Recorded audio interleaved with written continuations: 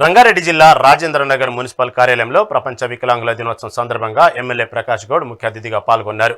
Municipal commissioner Surender Reddy ఆధ్వర్యంలో వికలాంగులకు ఉచిత హెల్త్ క్యాంపు, చలి తీవ్రత దృష్ట్యా ఉచిత బ్లాంకెట్ పంపిణీ కార్యక్రమాలు నిర్వహించారు.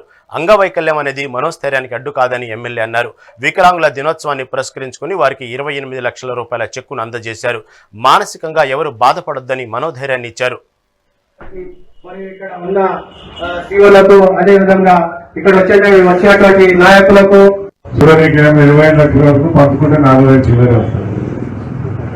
మీ అందరూ కూడా 4,000 రూపాయలు ప్రభుత్వము ఏదైతే మీకు ఇవ్వాలని పథకాలు ఉన్నాయో పథకాలు ఎక్కడ కూడా ఆపకుండా ఏ పథకాలు